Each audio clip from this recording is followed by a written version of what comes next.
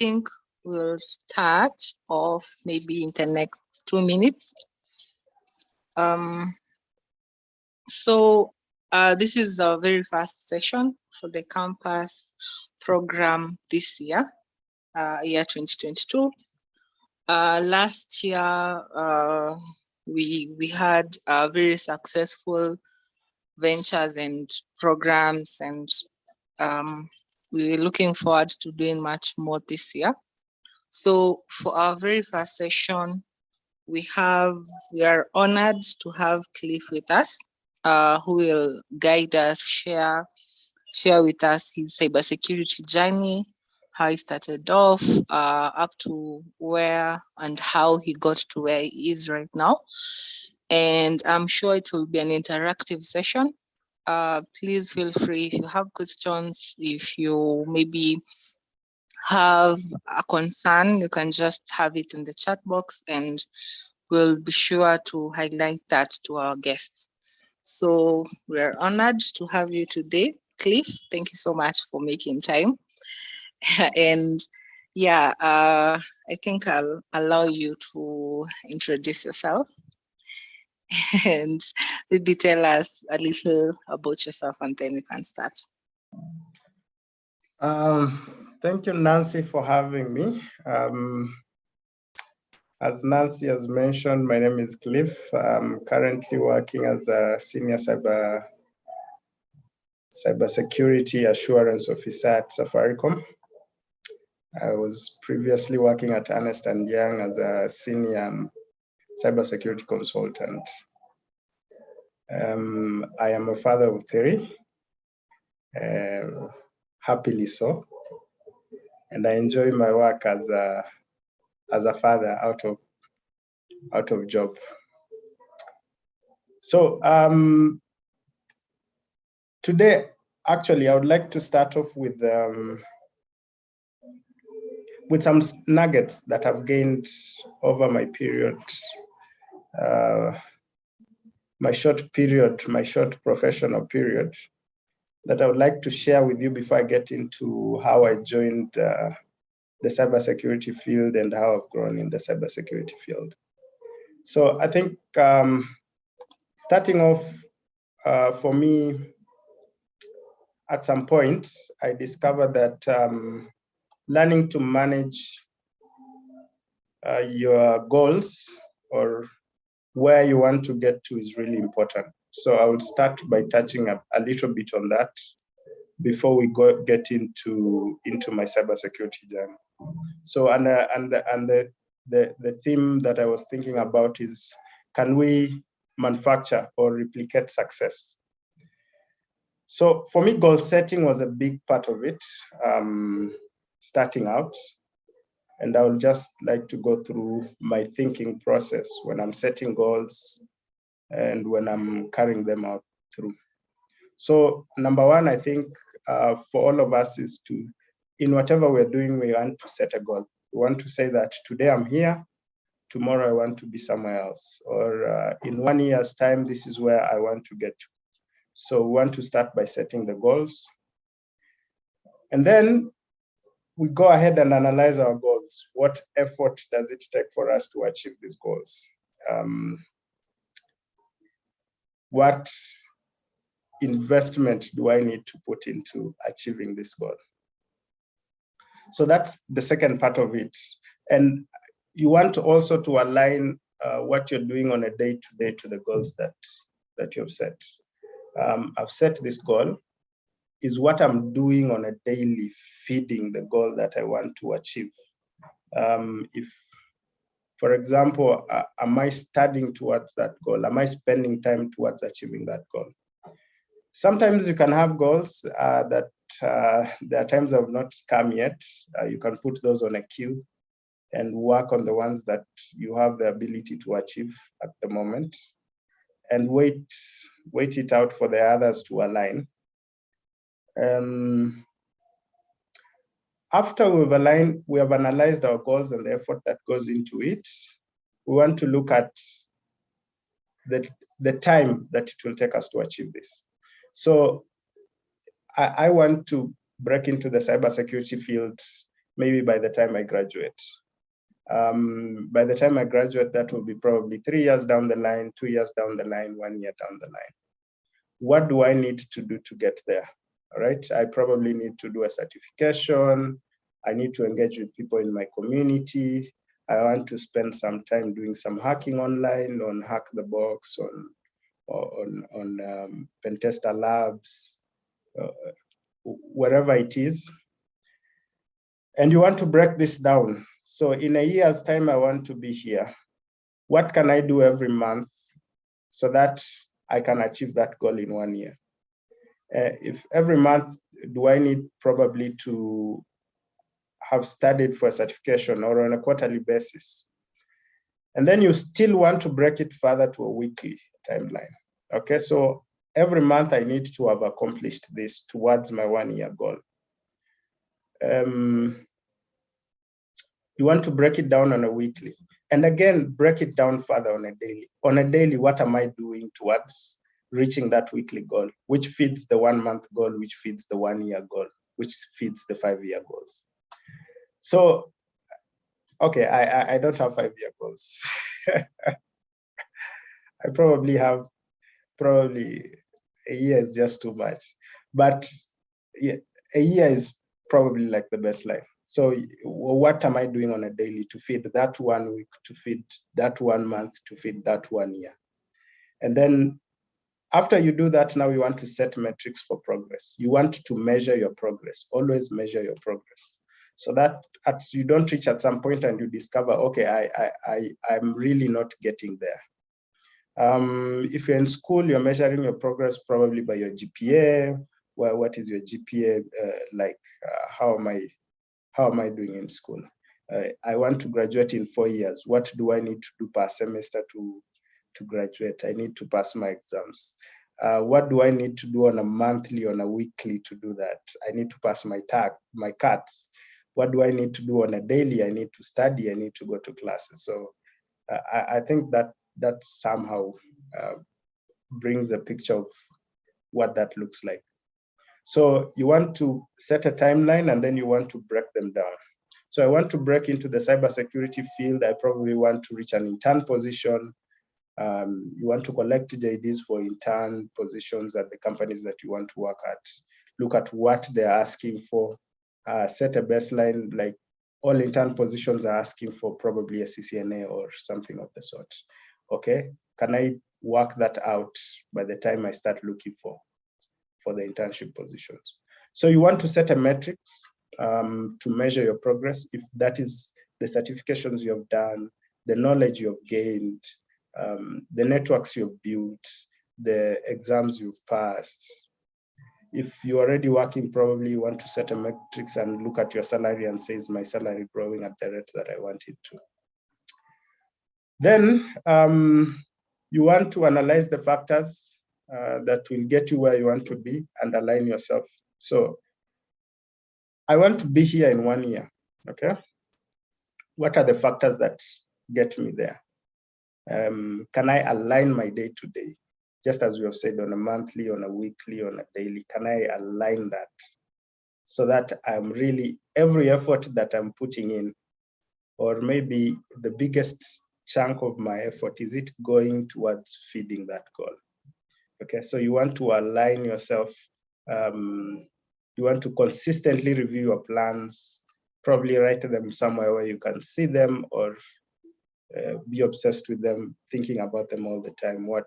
Am I really working towards the goal that I want to achieve? And then you want to assess the risks. What are the risks that will stop me from achieving these goals? I can assure you, you are going to face those risks. Some of the risks are going to be some other people getting you along to do other things and derail you from your daily, your weekly, your monthly efforts. So you want to assess the risks that can derail you from achieving that goal. And then you also want to align yourself and say that really what I'm doing on a daily at the moment is a risk to my 1 year goal. How can I align myself so that I get rid of these risks? Sometimes we can have very huge expectations. You want to achieve something, you want it tomorrow, or I want it yesterday. I mean, sometimes you might have to manage your expectations after you align and look at the effort that goes in. You want to align your expectations as well. Now, one important thing to take into account is also feedback. For myself, I know I have some friends on the call that we have a group together. We share ideas very openly. You want to have friends whose goals are aligned with yours. You're moving towards the same direction, and then you want to share with them ideas openly, and you want to have them also give you feedback, unfiltered feedback that will help you shape the goals that you want to achieve and the efforts that you'll put into it. So you want to have this small group of friends of maybe 3 or 4. I think more than that will be counterproductive. But just a small circle of people who are very open with you, who share ideas with you openly, who tell you where you're going wrong. They can tell you, really, I think what you're doing right now is not good for you in the long run. You want them also, most importantly, telling you what you're doing wrong. What you're doing right, I mean, that you can continue doing. But what you're doing wrong, you probably want to change course. So you want to take that feedback. You want to have that small group of friends that you're moving towards the same direction, and always work with them. Give them feedback, receive their feedback, share ideas with them, allow them to critique your ideas. Yes, I know there are some people who, once they say, I'm doing this, Jesus, they're not taking any feedback. I'm going to do it. And I think having a few close friends that can help you find your way through is a good way of calibrating and pointing you in the right direction. Once you achieve your goal, and you will, set a larger goal and work through it. So 1 year is going to come and it's going to pass. You did your goal in 1 year. You've achieved it. Don't concentrate on it. It's just part of the journey. Celebrate and forget, and set a larger goal. Sometimes the small successes that we get can hold us back. We are living in that past moment where the moment of glory where we achieved something big, and we forget that life continues. I mean, you've set the goal, you've achieved it, you've proven your ability that really I can achieve this, which means I can achieve something greater. Set a larger goal, stretch your abilities. Don't limit your God. Yeah, I've been told that a few times. Don't limit your God.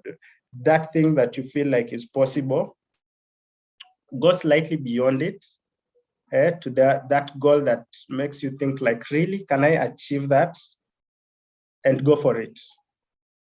Once you feel like this is possible, okay, that's not for you. It is possible, then you can achieve it. So you need to go slightly beyond it and stretch your ability and work to achieve now that which you feel is slightly a stretch of possible.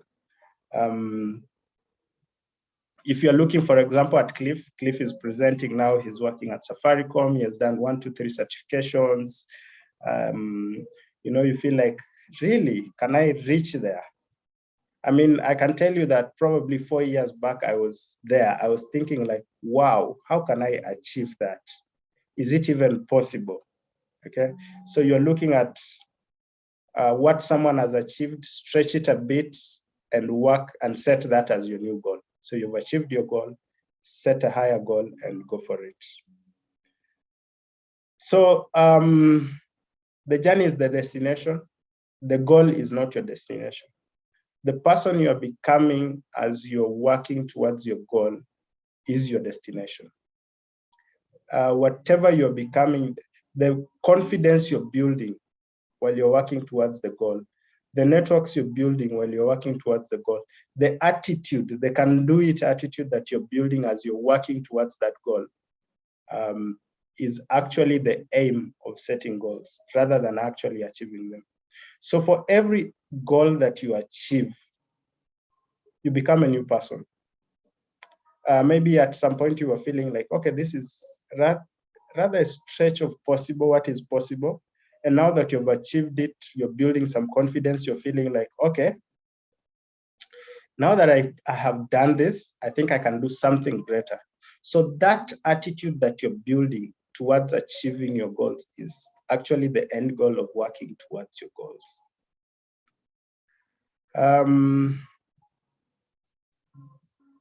Whatever your goal is, whatever you want to achieve, learn constantly. For me, I love reading. I read a lot. I've talked to a lot of people, and reading is probably not what many people like to do, but learn something new every day. If you can't actually pick a book and read it A to Z, you can pick a course online, an 8-hour course, and do it from the beginning to the end. But if you can, I would advise, take a book, read it from page 1 to page 500, page 300, or whatever it is. So set it as a goal. Whatever your goal is to achieve, set it as a pointer that every day when you wake up, by the time you go to sleep in the evening, you would have at least learned something new. So that every day at the close of the day, you go to bed smarter than you woke up in the morning. Learn something new. Every single day when you wake up, learn something new. And this is very important in the cybersecurity fields more than in many other fields. Many other fields, some other fields are more stagnant. The knowledge is the same through and through. But for cybersecurity, for you to grow, you have to at least learn something new every day. So whatever it is you want to achieve in a year's time, in a month's time, in half a year, in 6 months' time, always go to bed smarter than you woke up in the morning. I don't know who said this, but I feel like it's really important. Stay hungry, stay foolish. Always stay hungry. Always want to achieve more than you have achieved, to learn more than you have learned, to meet more people than you have, to interact more with others, to achieve more goals. Otherwise, you achieve your one goal in a year and you're stuck there and you're satisfied. So stay hungry and stay foolish. Consistently learn something. Okay, so I think that touches on the nuggets that I wanted to mention. And Nancy, now I think we can touch on what we wanted to touch on for today on my journey for cybersecurity. Nancy, are you there with us? Yes, I am. Yeah. And I think so we can talk this through. The rest of it, we can talk it through. Sure. Tell me, what do you want to know?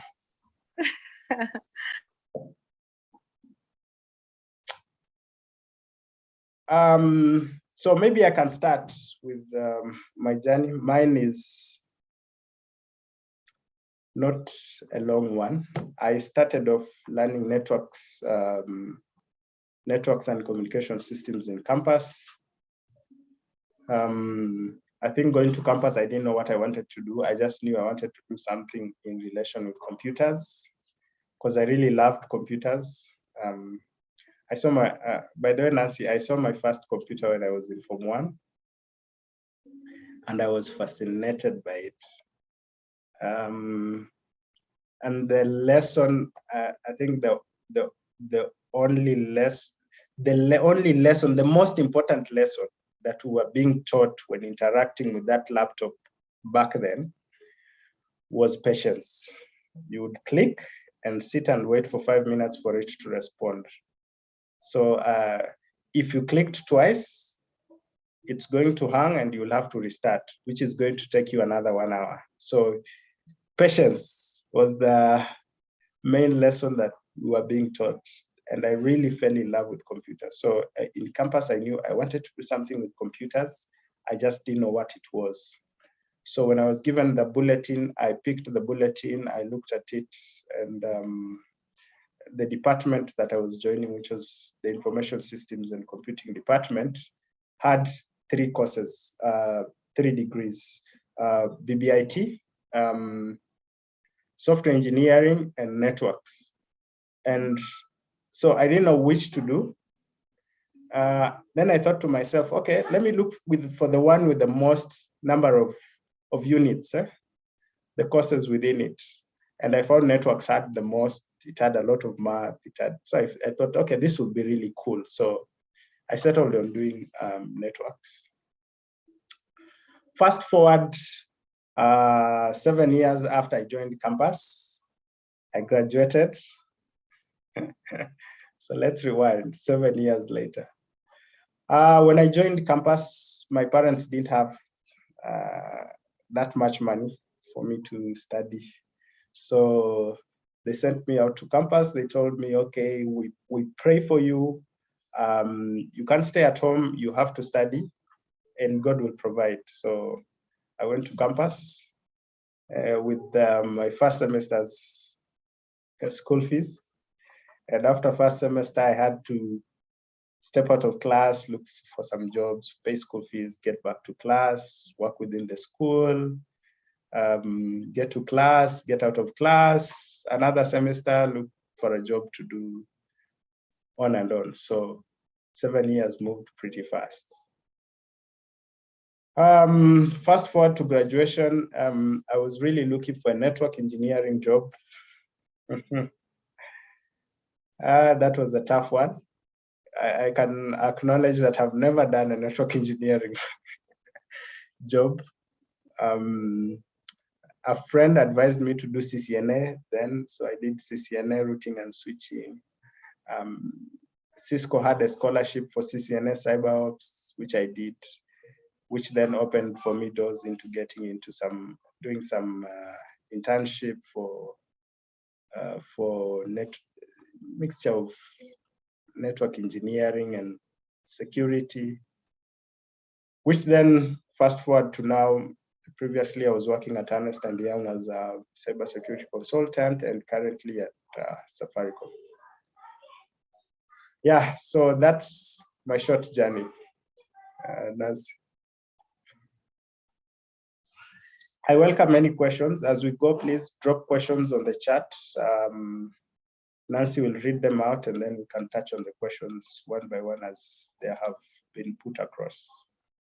Nancy, are there any questions pending? Okay, I can see we don't have questions for now, but Yes. maybe I would ask a question that I get myself often.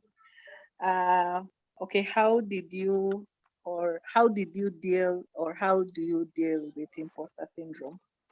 Because I figure, well, you're just out of campus, you've gotten your first internship, and then I think from there that you moved to consultancy. So maybe you can share with us how that experience was. Sorry, come again. I was trying to get a better audio.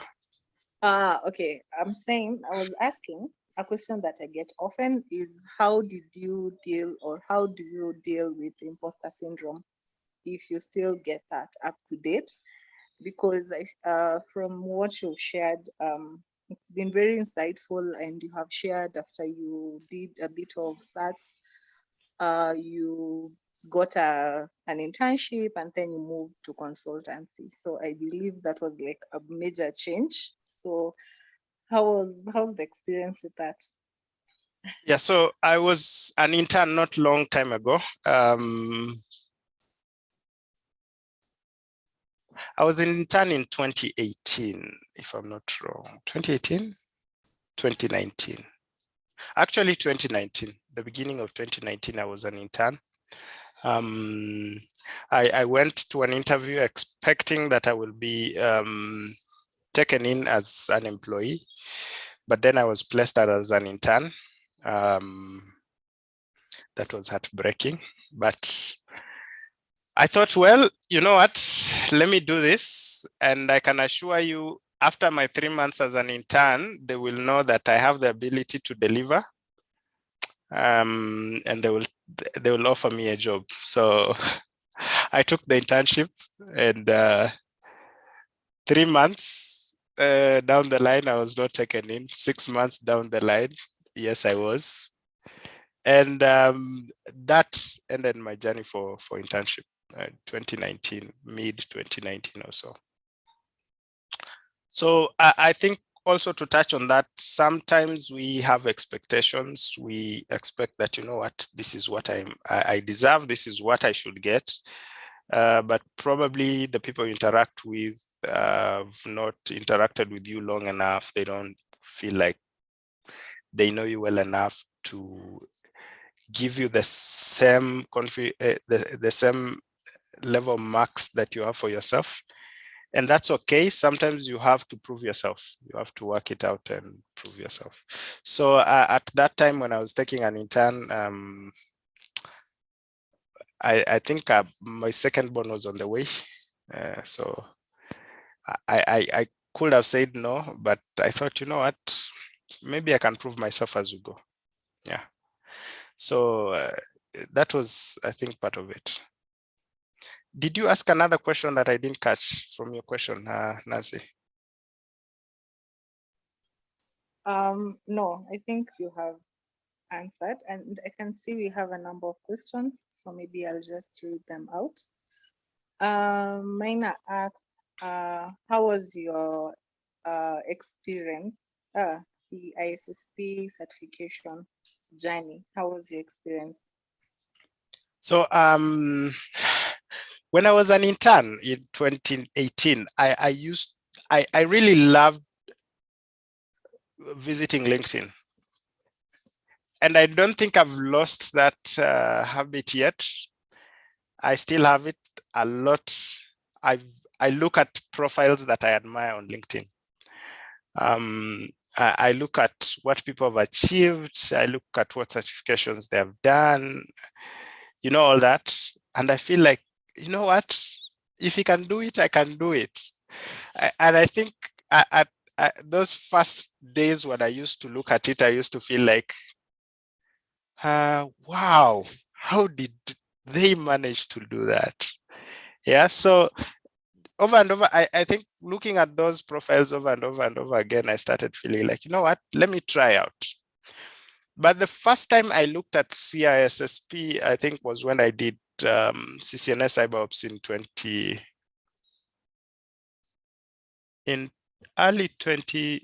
late 2017, early 2018. So, and I think somewhere somebody mentioned, you know what, for cybersecurity, the premier certification is CISSP. So I started digging in CISSP or CISA. So I started digging in and looking at, and I think looking at the cost then was just quite a lot for me. So it was one of those goals that I put on the queue whose time had not come. But at that point, when I reached the point of doing the certifications, I think I'd looked at it so many times, I really wanted to do it. Yeah, I really wanted to prove to myself that, you know what, I can do this. Back then, I think, okay, I might not mention names, but there are some profiles I used to look at, and somebody has done CISSP, they've done CISA, they've done CISM, and I'm looking at those profiles and saying, oh man, how did they do this? Yeah. So when I joined Ernst & Young, I got a chance now to set some money aside and some time to do the certification.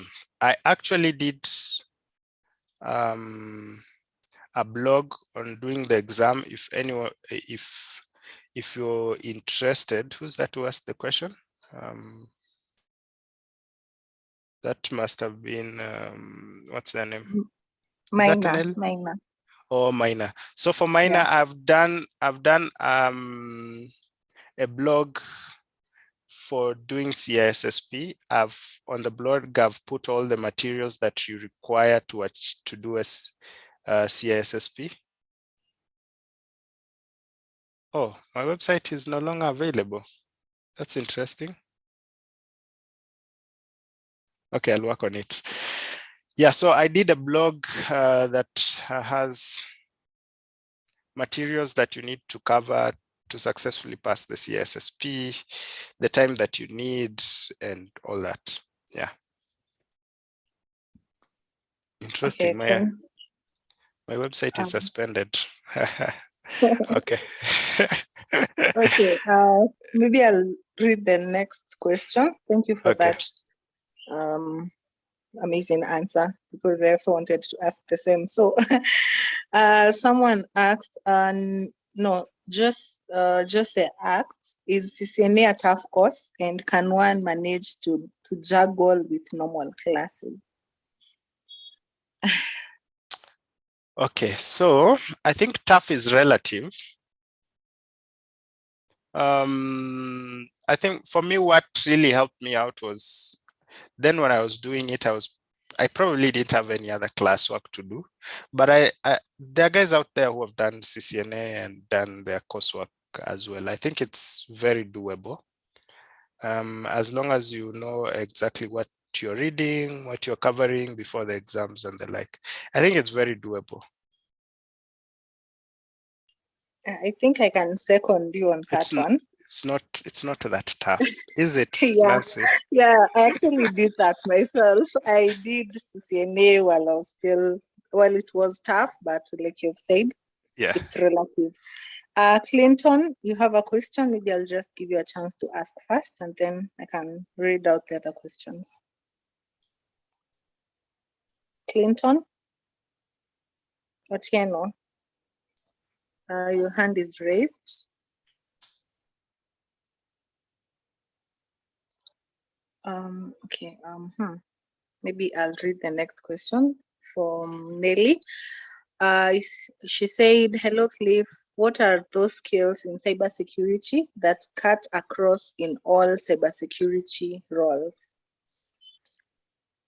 Okay, so there are things that I think will cut across all roles, and one of them is understanding your networking.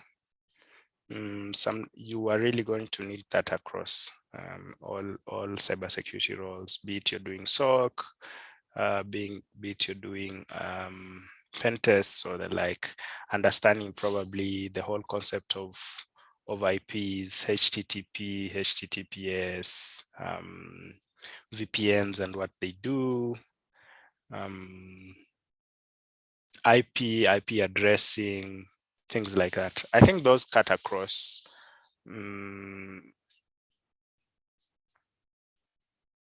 Those might okay, not across all. That comes from Nelly. So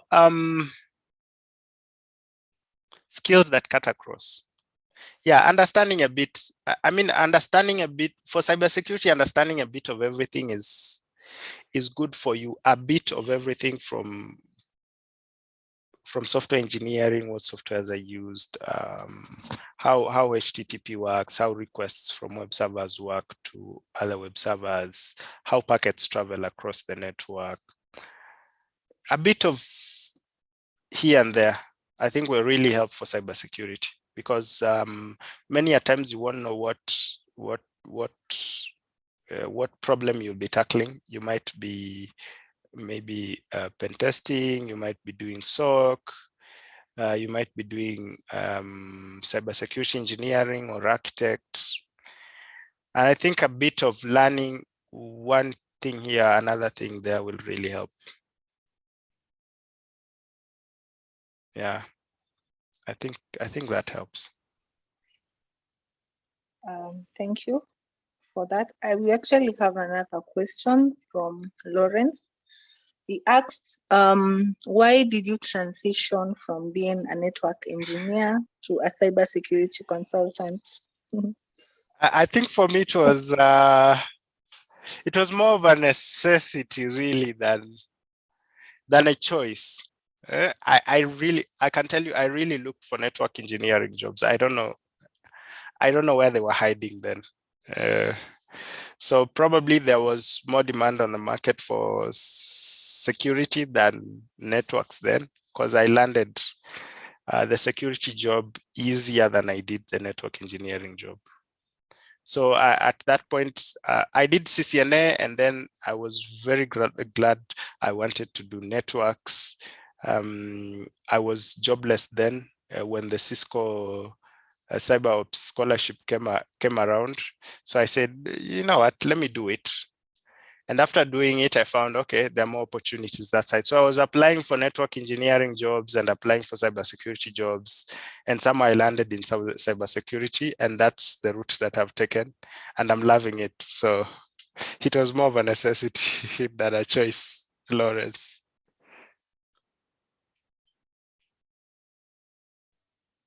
Okay. Someone else asked, okay, someone, Kenan, he asked why networking but not programming. I think maybe he wants to know if programming is like a pathway or a needed skill in cybersecurity.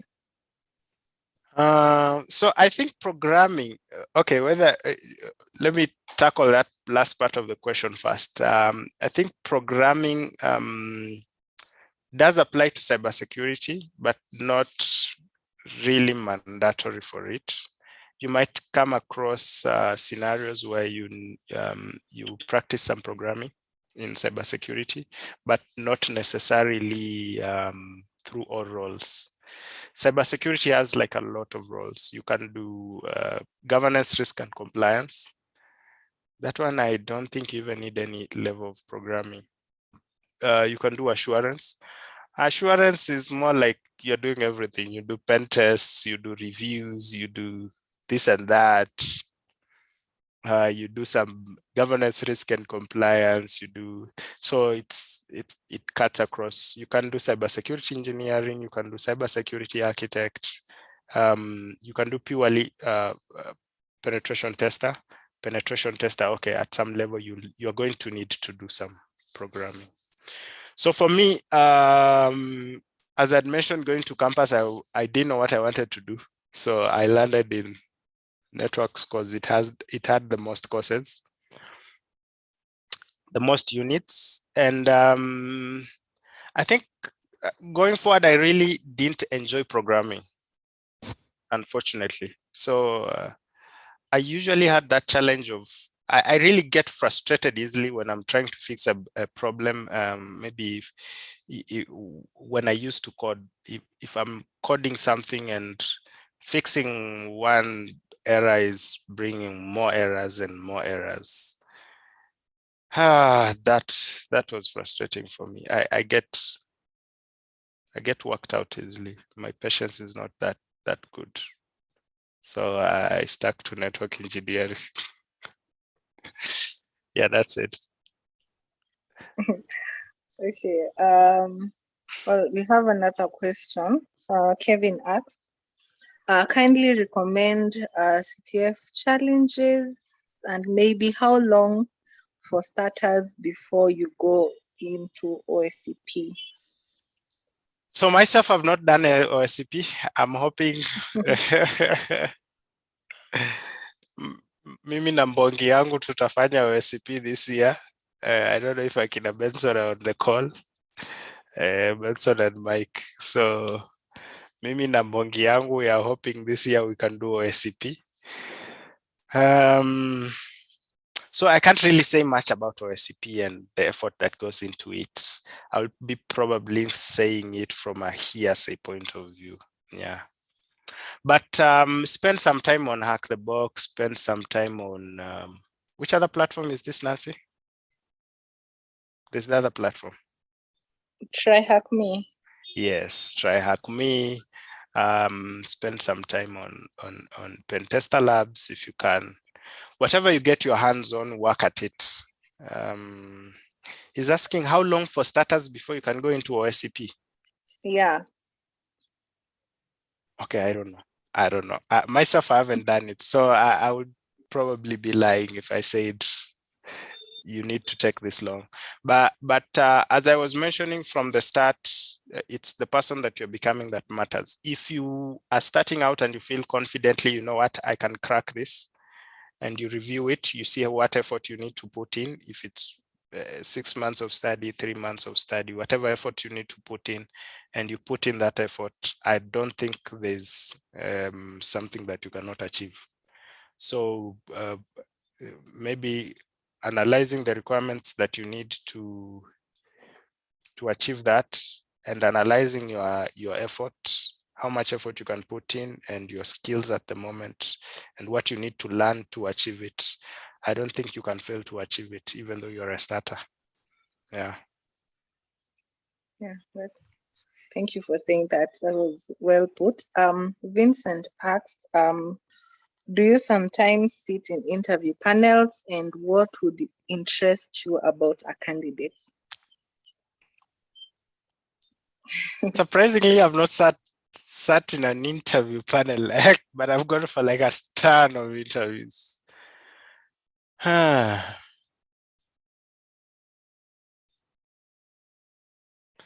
what I think panelists want, what I think, I've not sat on the other side of the panel though.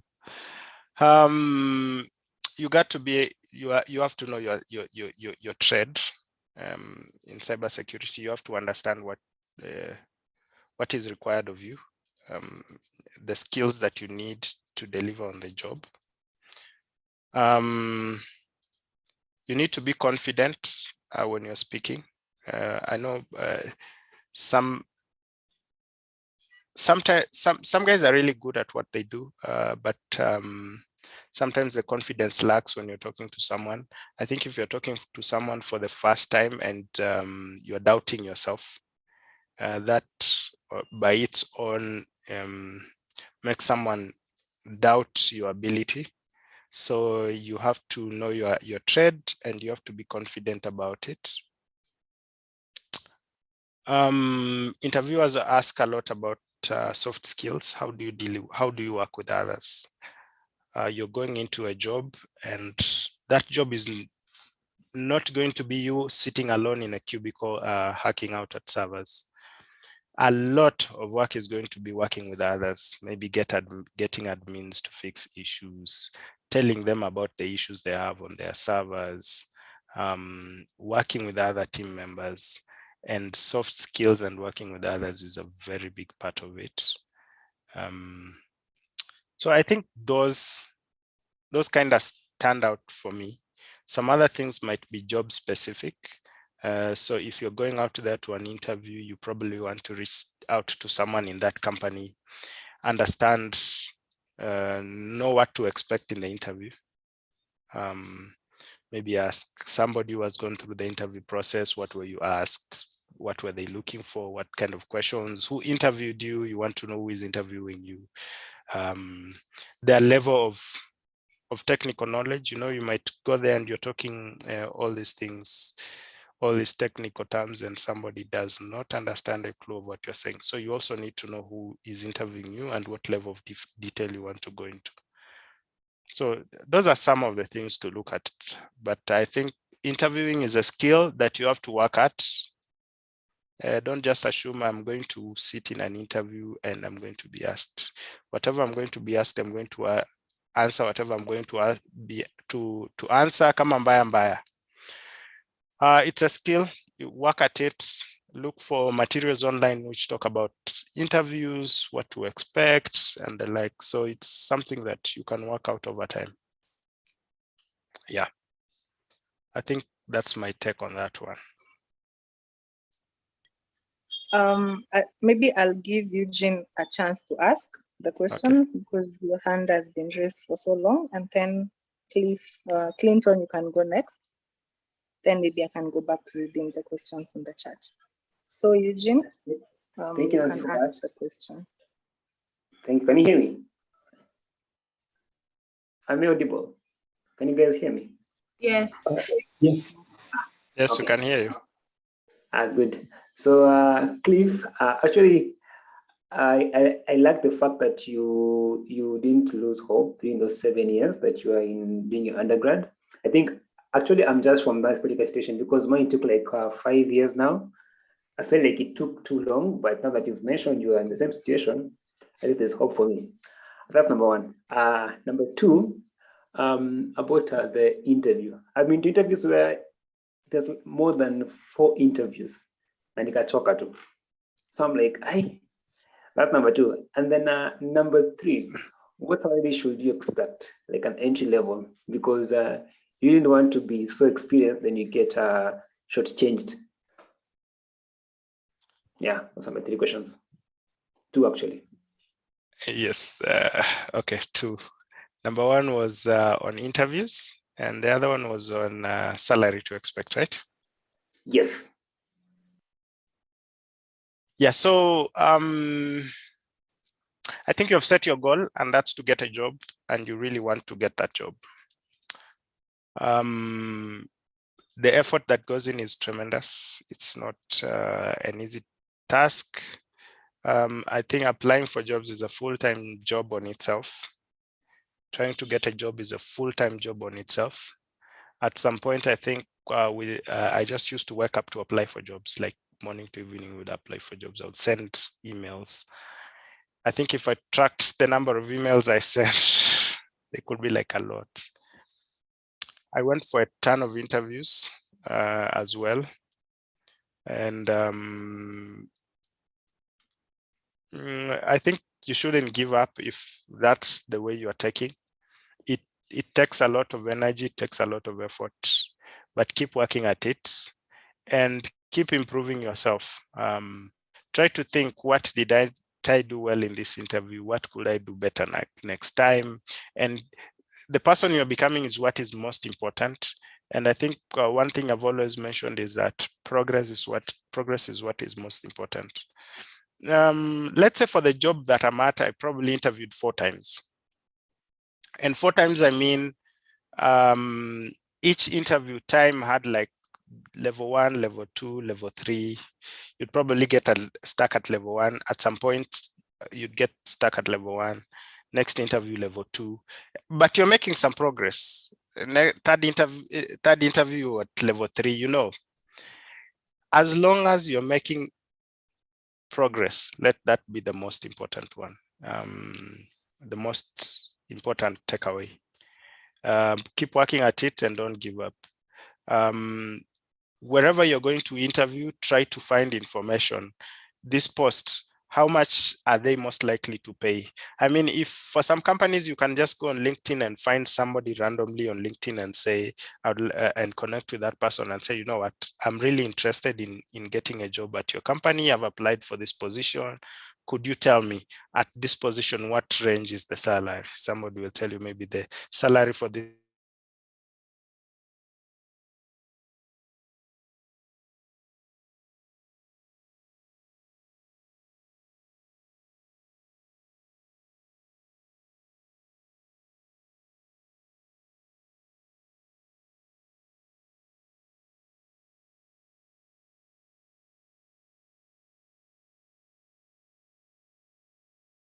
There are a lot of people out there who are willing to help only if you can ask.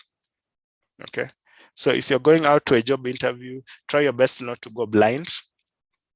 Tafuta Mwakenya, and Mwakenya, that is, talk to someone who has been in the interview, talk to someone who's in the job, pick their mind, learn 1 or 2 things. Yeah.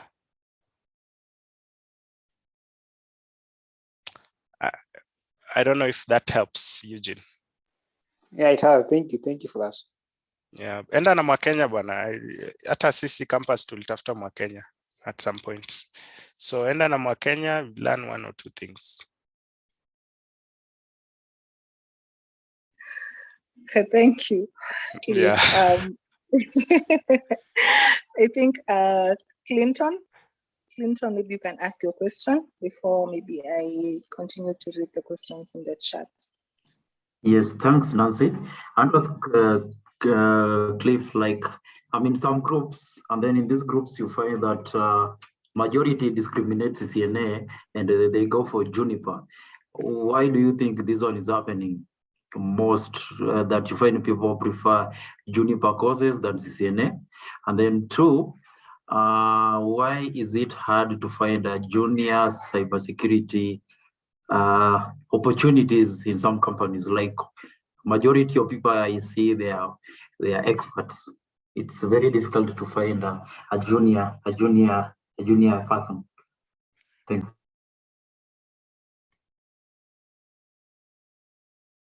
So I think Juniper versus CCNA, that's probably just out of preference, I might say. But for me, I don't think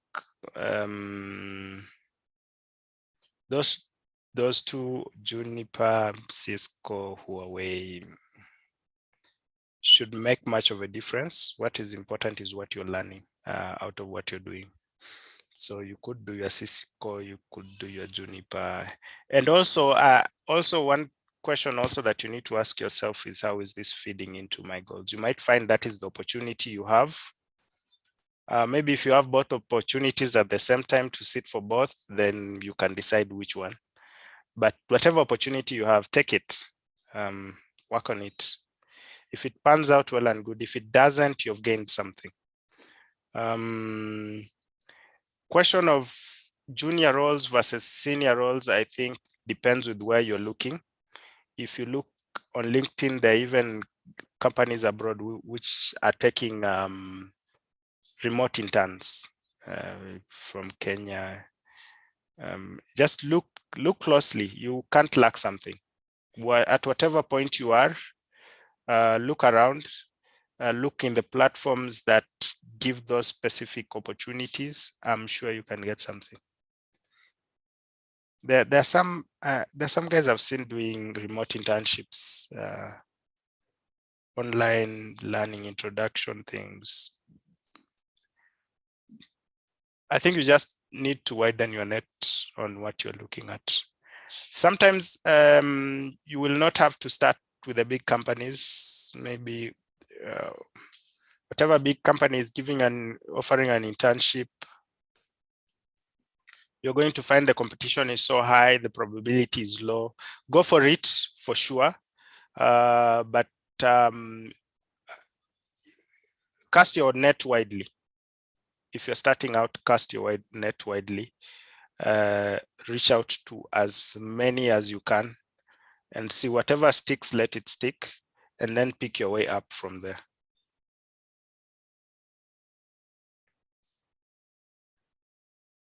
Yeah.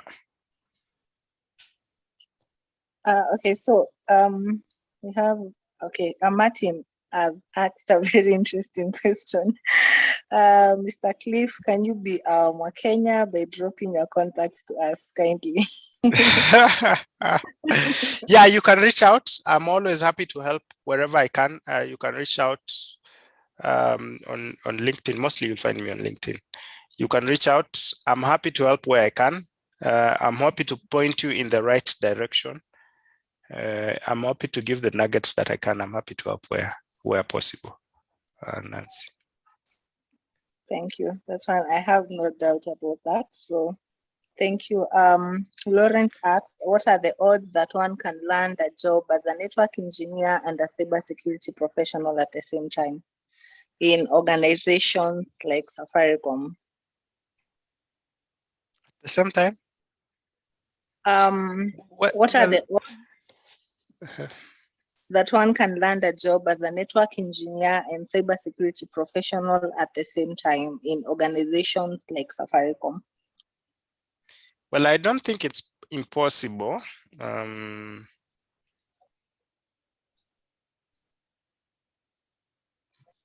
But I think the effort that goes into developing your career as a network engineer and a cybersecurity professional at the same time might be quite something.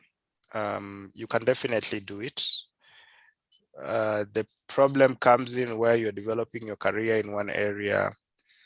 You're trying to get experience in that area. You're trying to get experience in the other one. I think there might be a slight of a mismatch. I think concentration is helps a lot. Wherever your opportunity is, take it, build on it. If you find a chance to pivot, take it, wherever the chances come from. The odds, I really can't tell the odds. I only know what the odds are. I've not tried myself. Yeah, I tried looking for network engineering jobs. That was when I was starting out. They didn't come easy. Yeah, and my opportunity came in cybersecurity, so I worked at it. Yeah.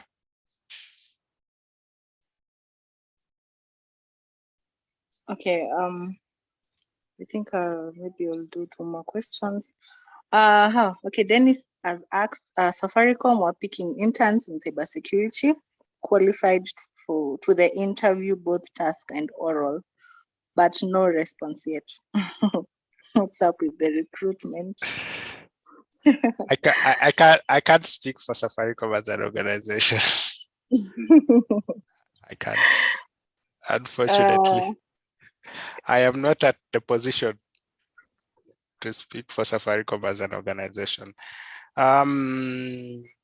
What helps sometimes is seeing if there are people you've been in an interview with. Can you reach out to them, see if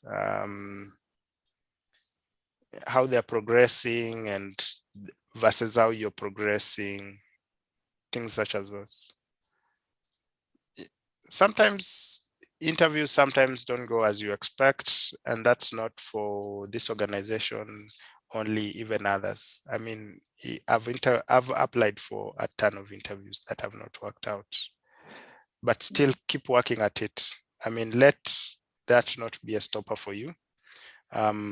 Instead, let it give you more conviction towards you working at what you want to achieve. If you try something out and it doesn't work out, be more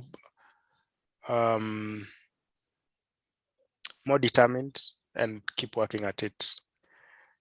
Yeah, I think that's what I would say, Nancy.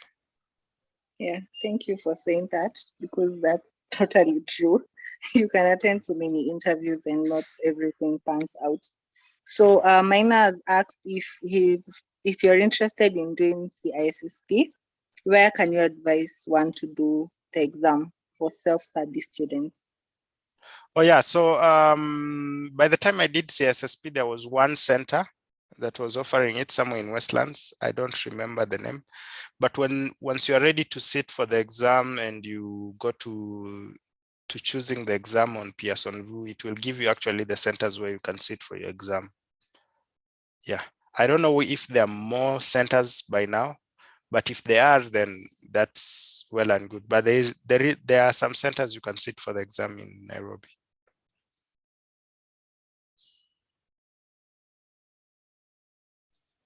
Okay, maybe I'll do the last question. Yes. Maybe like the second last. So as Collins had asked, which certification would land you to your first job and is good for someone to start with?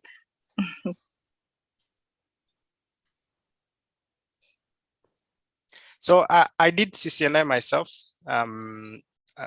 I don't know. I think that gave me some mileage. I don't know whether it did, because I was not in the rooms that were making the decisions, but I think it did. I would advise one to do something like CH. CH can give you some mileage in the industry.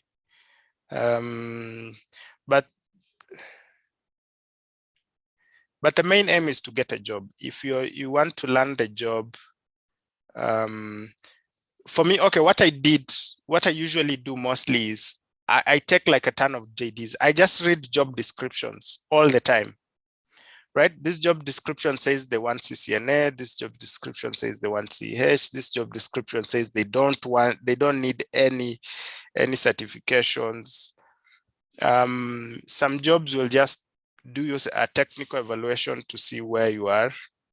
Whatever it is, the aim is to get the job, and you probably want to sit down and analyze the path you want to take.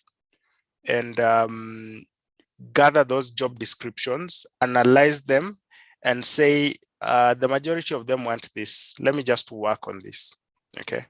So at the moment, I might not be in touch with what the requirements are for entry-level jobs, but that's usually what I do. I'll take like a ton of job descriptions.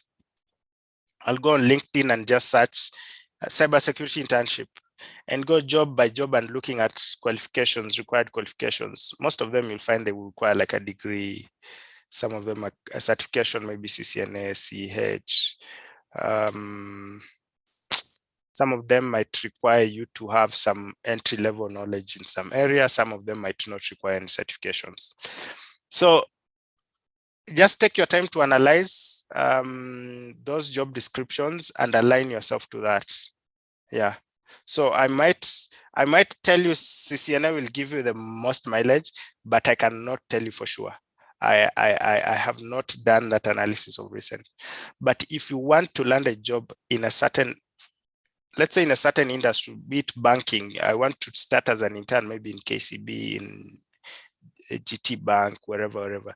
Just go and look for those intern job descriptions. Even the previous ones, you'll find them online, that jobs that already ended and were closed. Analyze those.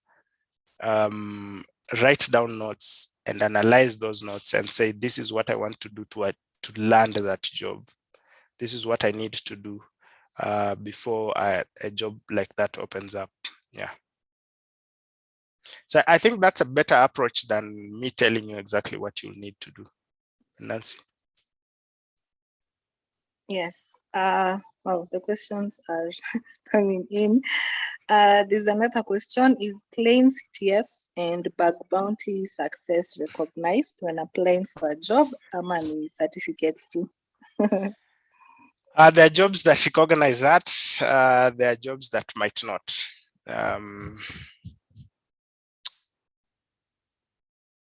Yeah. Actually, there are some jobs which will probably take you through some sort of assessment or a CTF, depending on what you're doing. But whatever it is, keep learning. You'll be surprised by how much you can achieve in a year if you're just constantly learning on a daily. If you are learning on a daily, by the time a year ends and you look back, you'll be surprised what you've achieved. Do your CTFs, do your certification if you have the chance, do it. And if there's no chance, probably create some chances for yourself. Yeah. Keep learning consistently. You're definitely going to land a job somewhere that is going to surprise you. Okay, so maybe I'll just ask the last one, the very last question, and then maybe you can close. It's a question I think I haven't like fully figured. I've gotten a number of times. So the people ask, do you advise for one to go the master's and PhD path, or do they go the certification path? Assuming this person is not like fully financially okay to like do both. What would you advise? That's a touchy subject. If you have the money, do it. I mean, do it.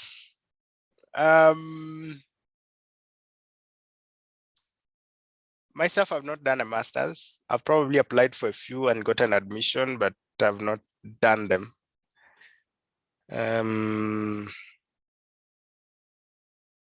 I think that's slight, depending on the path you want to take, those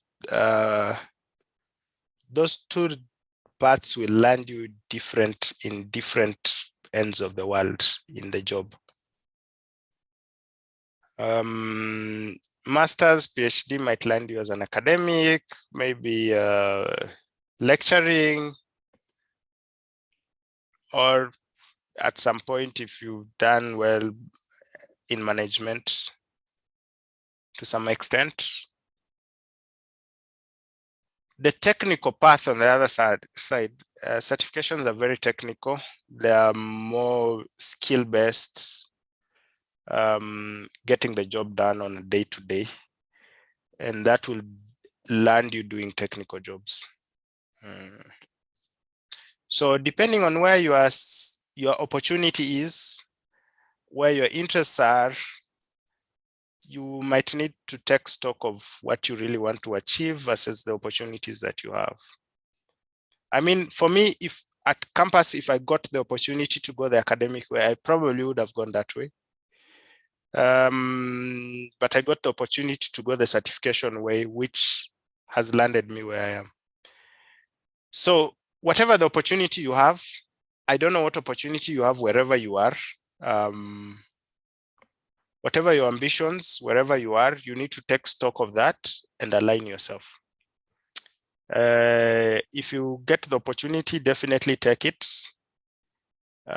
Whichever side it takes you, you can always pivot to wherever you reach. You can always take stock every time.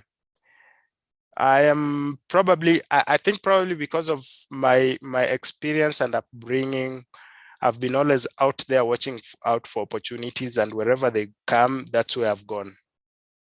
I mean, I've not had that opportunity of choosing and saying probably I want to go this way or that way. At some point, I had some little money and CCNA was there and somebody was training for the course that cheap. And I took it. I did the course. I got a scholarship. I took it. So for me, you might look at me as somebody who has taken the opportunities wherever they came from. I've probably done other certifications that have not benefited me much, but because I got the opportunity to sit and do them, then I did them. So I think if you have a choice, then you can sit down and calculate and see which side do I want to go. You can look at people who have taken a path for master's, PhD, where are they? And say, and ask yourself, is that where I want to be? You can look at people who have done certifications and look at where they have landed and ask yourself, is that where I want to be? And then you can choose. But if you're someone like me, I would say wherever the opportunity opens up, take it, go that way. Yeah. So that's my way of thinking mostly. Thank you. Thank you for that. Because there's so much haziness around that question. So thank you for giving your insight on that one. And I would also love to highlight that Cliff is the Hack the Box meetup organizer for Kenya. So I'll be looking forward to doing amazing stuff with you over there. So thank you so much for having time for us today. It's been an amazing session. We've had a very interactive session. Maybe before I close, we have Florence Ngugi from Code Pamoja. Yes. Yes, she says she's on and she's very proud that you are an influencer to many, and congratulations on your many achievements. Thank you, Florence. Thank you, Nancy. You're welcome. Thank you so much once again. So maybe at this point, I'll just give Tony a chance to say something and then we can close off. Thank you everyone for joining in. I would love to know to have Benson on call also. So thank you for making time to be with us today also, and everyone else who has been able to join us and for making this session an interesting one. Benson has said yes. Thank you so much. We are hoping to have you next. Benson, let me ama nimesema aje? Umesema yes, ndio? Okay, back to you, Nancy. Okay, thank you so much for making time. And Tony, I'm not sure if you're in a position to unmute, but if not, maybe we can close off. We can see you guys on Thursday. Thank you so much for making time. Looking forward to having amazing sessions throughout the year and working with the gurus like Cliff and Benson who are on call and many others who have been able to join us. So maybe you can keep on the lookout. We'll share a form for trainers if you're a student and you have something you'd love to share with the community, or if you're a professional and you would love to have a chance to maybe do a session as well. So thank you so much for kutufungulia mwaka, Cliff. We appreciate that. So good night, everyone. Asante Nancy, I'm honored. Thank you so much. Good night, everyone. See you on Thursday.